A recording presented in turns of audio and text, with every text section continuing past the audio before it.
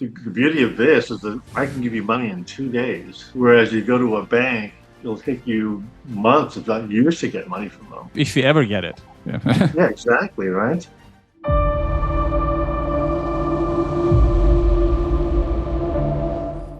You're here. How did our paths cross? Like, how did you end up in BLB? So I ended up with BMO several years ago, actually, and I really liked the concept, the business concept, just what you can do with it. But at the time when I got involved, I had like two other businesses going on too. I'm a Yeah. consultant, so I travel a lot around the world. I do a lot of IPO readiness projects, so I get Oh, companies ready for okay. offerings. So while I want to do this, because I really want to find something that I can just do on my own, do at home, and I run my own show. Mm-hmm. And I felt like I got it. Like the first time I sat in a meeting with you guys, and I heard this whole concept of alternative lending. I thought this is perfect.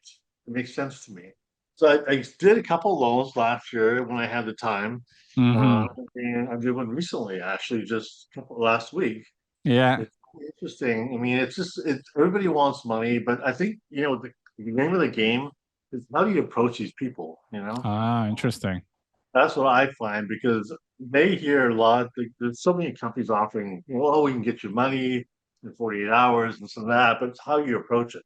Mm-hmm.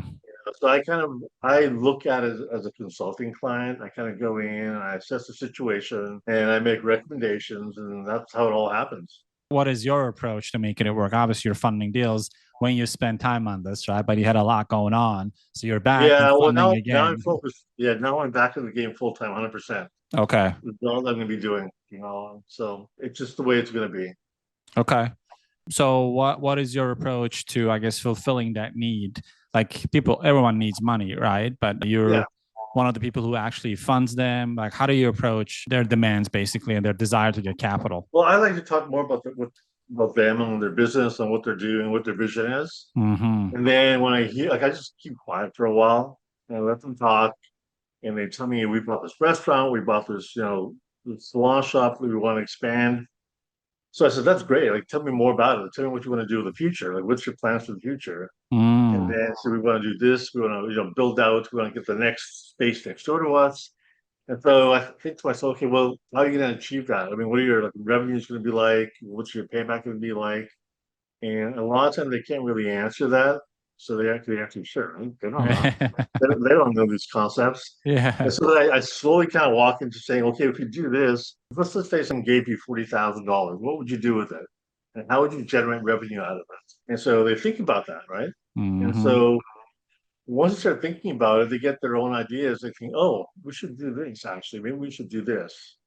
And so that's what happened. Like I talked to these guys and I kind of quizzed them and said, if you got $40,000 tomorrow, what would you do with it? Mm-hmm. Would you go to the bank? I said, it's not the cheapest money in the world, so you got All to make right. sure that you're going to make revenue out of it fast. So they thought about it, and then they came back to me the next day and says, "You're right. We want to expand our current space. We want brand new furniture. We want to paint. Get new chairs, etc." And so it's okay. What's that going to take? It's going to be about 50 grand. He says, yeah. I said, do you have 50 grand available? I said, no. So let me kind of walk you through what I can do to help you if you want me to. And so, I said, that makes sense to us. Let's do it. So, and a lot of times too, what I do is I offer services after the fact. Once they get their money, I call them the next day and I said, congratulations, you got your funds.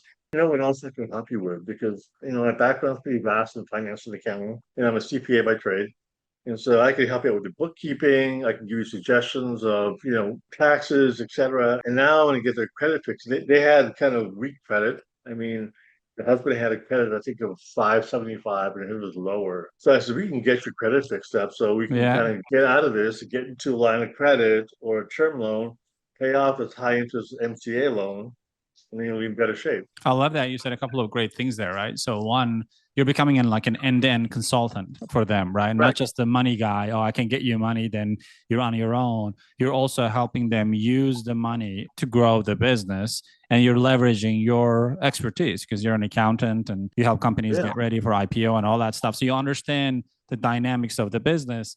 And even if you didn't, like asking them, like, what are you going to do with the money? Like, even if you can make a couple of introductions, I think that goes a long way for the longevity of the relationship because these businesses, not only they know other people, they also will come back for more if they can make more with the money they got from you, you know? Exactly. I mean, I already got a referral from them this morning.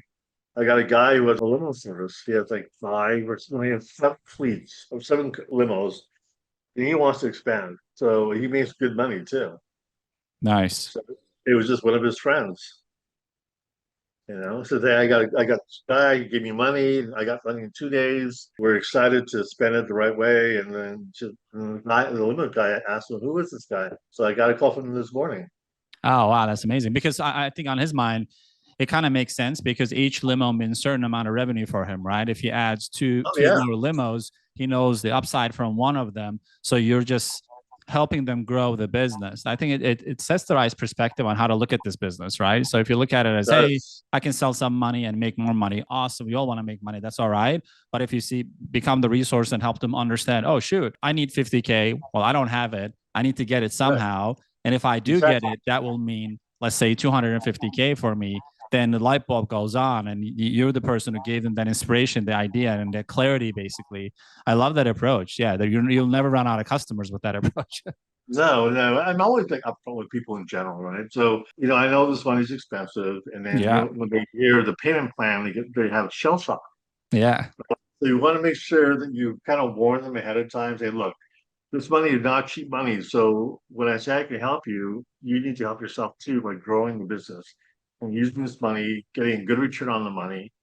I says, the cost of money, yeah, it's relevant to some extent, but it really is not relevant to the business Hmm. because it's all part of the cost of doing business, right? Absolutely. And so the beauty of this is that I can give you money in 2 days, whereas you go to a bank, it'll take you months, if not years, to get money from them. If you ever get it. Yeah. Yeah, exactly, right. And so, and they're always like, the one thing he said to me first thing, well, we're going to go to the bank and talk to our bank. I says, are you sure about that? Because I don't think the banks are going to help you, even though you're a great guy, you're earnest, you're working hard. Banks don't want to deal with small businesses. They just Yeah. don't. They take your money in deposits. And it's free to try. Go try it. I mean, statistically speaking, 80, 90% of the time, you're not going to get the money that you need unless you provide collateral, your tax returns for the past couple of years. And a lot of Yep. these small businesses either don't have it or they don't want to provide it, right? So you're talking about Right, small right. businesses, right? So Yeah. if you're willing to go through that process, and even with MBLB, the money doesn't have to be expensive. You have SBA options, 0% financing options. It's just the convenience of someone like a consultant walking you through those options. And because you don't like the cost of the money, but the cost of inaction and not changing your situation is going to Totally. cost you a lot more. Yeah, exactly. I mean, you spent a lot of money to buy this business. Make sure you're making revenue out of it. Don't Yeah. just sit there and lose money. So let me help you. And so today I'm meeting with this guy in Malibu. He owns a restaurant. He's had it for the last 7 or 8 years. So it's a great restaurant, Italian restaurant. I've gone there a couple of times. He wants to expand the outside and he wants to get a full liquor license. Okay. He's my ideal client, right? He's perfect. Perfect. And I found that out through one of his waiters who works at the breakfast place I go to every morning.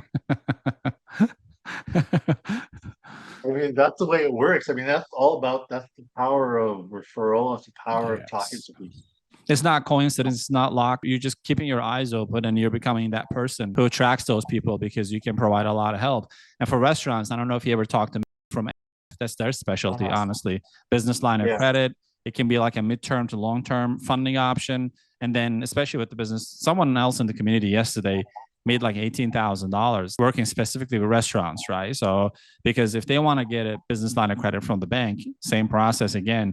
With us, they can draw on whenever they want to and they can use it. So, you want to get funding when things are not going bad. You want to get funding when things are doing okay and you can expand. Like, this is a great opportunity in Malibu area to expand a restaurant and get a liquor license. Heck, that's like he can already calculate the return on investment, you know?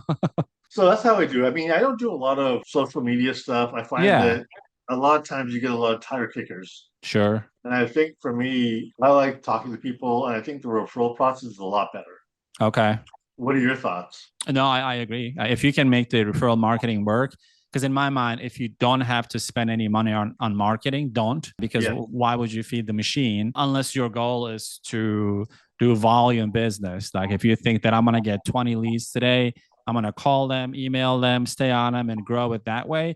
it has to do with your approach, and it has to be in line with your personality and background, right? So your type of personality, you already have the expertise, you already have the credibility of being an accountant. You work with other businesses. When you see a restaurant, you can already imagine how you can help them grow, right? So those skill sets are already built into your DNA for decades of the work that you've done.